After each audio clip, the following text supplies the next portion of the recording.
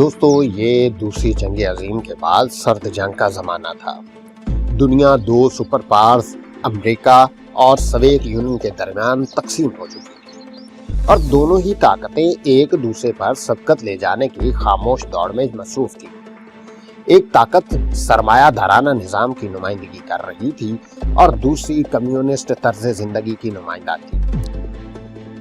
دونوں کے پاس اسلحہ کی فراوانی تھی، لیکن دونوں طاقتیں اس کے استعمال سے گریزاں تھیں۔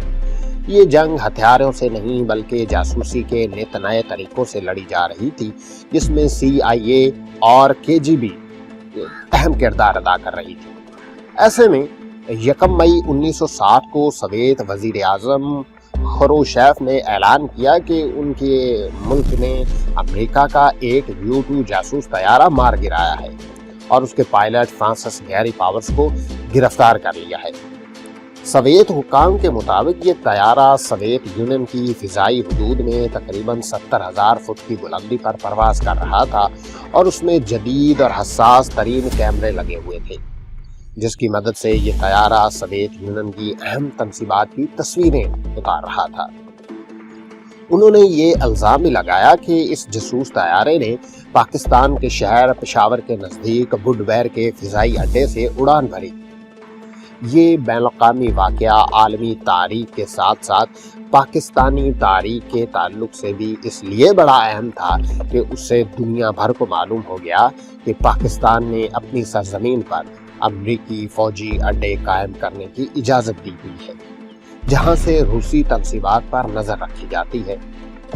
بڈبیر کا فضائی اڈا 1959 میں قائم کیا گیا تھا اور اسے خاموشی سے 10 سال کے لیے امریکہ کی تحویل میں دے دیا گیا تھا۔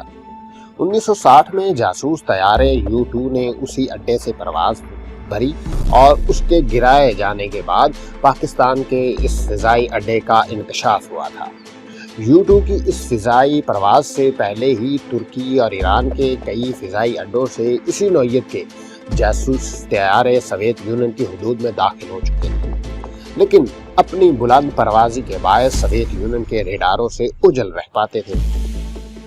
سوویت حکام صرف اتنا جان پاتے تھے کہ کوئی چیز ہے جو بہت اونچائی پر اڑتے ہوئے سوویت حدود میں داخل ہوتی ہے اور واپس چلی جاتی ہے۔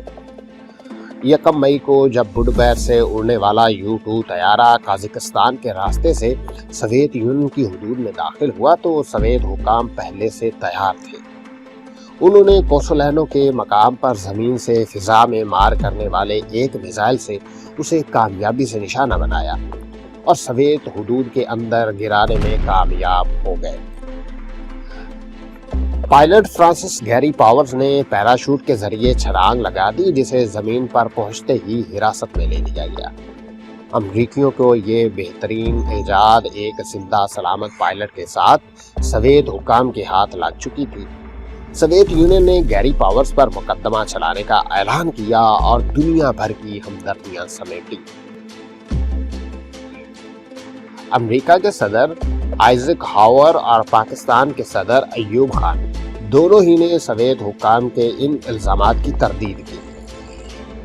امریکی حکام کا کہنا تھا کہ یہ ایک عام سی موسمیاتی پرواز تھی جو راستہ بھٹک کر سوویت یونین کی فضائی حدود میں داخل ہو گئی تھی، مگر جب اگست 1960 میں گیری پاورز پر ایک سوویت عدالت میں مقدمہ شروع ہوا تو دنیا بھر کو معلوم ہو گیا کہ سوویت حکام کے الزامات بالکل درست تھے۔ 19 اگست 1960 کو ماسکو میں قائم سوویت یونین کی فوجی عدالت نے فرانسس گیری پاورز کو 10 سال قید کی سزا سنائی۔ اس مقدمے کا آغاز 2 روز قبل 19 اگست 1960 کو ہوا تھا، جہاں گیری پاورز نے اعتراف کرتے ہوئے بتایا تھا کہ 1 مئی 1960 کو انہوں نے پشاور کے نزدیک بڈبیر کے مقام سے اپنے طیارے کی پرواز کا آغاز کیا تھا اور ان کو یہ ذمہ داری سونپی گئی تھی کہ وہ پرواز کے دوران روسی علاقے کی تصاویر اتاریں۔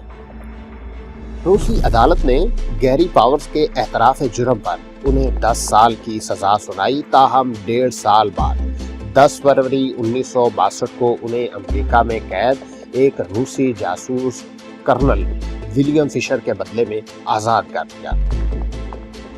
U-2 طیارے کے اس واقعے کے بعد دنیا وڈبیر کے امریکی فوجی اڈے سے واقف ہو گئی۔ اس انکشاف کے بعد سوویت یونین نے پاکستان سے شدید احتجاج کیا اور پھر پاکستان کو نقصان پہنچانے کا کوئی موقع ضائع نہیں کیا۔ دوسری طرف امریکہ نے بھی خاص مواقع، خصوصاً 1965 کی پاکستان انڈیا جنگ کے دوران پاکستان کے ساتھ سرد مہری کا رویہ اختیار کیا۔ وڈبیر کا اڈا 10 سال کی مدت کے لیے تعمیر ہوا تھا اور طے ہوا تھا کہ اگر 10 سال کے اختتام سے پہلے پاکستان نے اس اڈے کی بندش کا فیصلہ نہیں کیا تو معاہدے میں از خود تجدید ہو جائے گی اور یہ اڈا مزید 10 برس تک کام کرتا رہے گا۔ معاہدے کی اس شک کے پیش نظر پاکستان نے 1968 میں امریکہ کو مطلع کر دیا تھا کہ وہ اس اڈے کے معاہدے کی تجدید کے لیے معذرت خواہ ہے۔ 18 جولائی 1969 کو حکومت پاکستان کے ایک سرکاری ترجمان نے اعلان کیا کہ امریکہ اور پاکستان کے درمیان 10 سالہ معاہدے کے اختتام پر پشاور کے نزدیک وڈبیر کے مقام پر امریکی مواصلاتی اڈے نے گزشتہ شب سے کام کرنا بند کر دیا ہے۔ دوستو اب ہم آپ کو بتاتے ہیں کہ گیری پاورز کون تھا۔ دوستو پائلٹ گیری پاورز کا تعلق ایک غریب گھرانے سے تھا۔ اس کے والدین کان کنی کے شعبے سے وابستہ تھے، مگر انہوں نے اپنے بیٹے کو اعلیٰ تعلیم دلوانے میں کوئی کسر نہیں چھوڑی۔ وہ اسے ڈاکٹر بنانا چاہتے تھے، مگر اس نے ایئر فورس کے شعبے کا انتخاب کیا اور سن 1952 میں امریکی فضائیہ سے منسلک ہو گئے۔ جنوری 1956 میں ان کی خدمات CIA نے حاصل کری۔ اس برس اسے U-2 طیارہ اڑانے کی تربیت دی گئی۔ تربیت مکمل کرنے کے بعد انہوں نے ترکی اور پاکستان میں خدمات انجام دی۔ اس کے اہل خانہ کو یہ تاثر دیا گیا تھا کہ وہ ناسا کے خلائی پروجیکٹ سے وابستہ ہے۔ گیری پاورز جس جاسوسی طیارے پر خدمات انجام دے رہے تھے وہ انتہائی حساس اور جدید ترین کیمرے سے مزین تھا۔ یہ ہائی ریزولوشن کیمرہ 70,000 فٹ کی بلندی سے بھی زمینی تنصیبات کی تصویریں کھینچ سکتا تھا۔ اس طیارے نے پہلے ترکی اور پھر ایران سے جاسوسی پروازوں کا سلسلہ جاری رکھا اور سن 1959 میں جب پشاور کے نزدیک وڈبیر کے مقام پر امریکی فوجی اڈا قائم ہوا تو یہ طیارہ وہاں سے پرواز کرنے لگا۔ سوویت حکام 1958 سے ہی U-2 کے سرگرمیوں سے کچھ واقف ہو چکے تھے، کیونکہ ان کو مشکوک لگی تھی، مگر کوئی حتمی ثبوت ان کے پاس نہیں تھے۔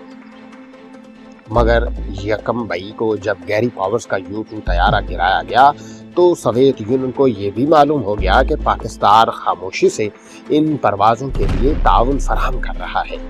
رہائی کے بعد گیری پاورز وطن واپس لوٹ آئے تو انہیں اپنے ہی ملک کے حکام کی سرد مہری کا سامنا کرنا پڑا۔ ان پر الزام لگا کہ انہوں نے طیارے سے چھلانگ لگانے سے قبل کیمرے کو اور اس میں موجود تصویروں کو ضائع کیوں نہیں کیا۔ اس پر یہ بھی الزام لگایا گیا کہ انہوں نے پیراشوٹ سے چھلانگ لگانے کی بجائے خودکشی کرنے والی گولیاں استعمال کیوں نہیں کی۔ 6 مارچ 1962 کو انہی مسلح افواج کی ایک سلیکٹ کمیٹی کے سامنے ان الزامات کی وضاحت کے لیے طلب کیا گیا۔ گیری پاورز سلیکٹ کمیٹی کو مطمئن کرنے میں کامیاب ہو گئے اور ان پر لگائے گئے الزامات واپس لے لیے گئے۔ مارچ 1964 میں CIA کے ڈائریکٹر ایلن ڈیلس نے گیری پاورز کو خراج تحسین پیش کیا اور کہا کہ انہوں نے انتہائی خطرناک حالات میں اپنے مشن کی تکمیل کی۔ سن 1962 سے 1970 تک گیری پاورز ایک امریکی فضائی کمپنی میں پائلٹ کے طور پر ملازمت کرتے رہے اور ان کی تنخواہ CIA ادا کرتی تھی۔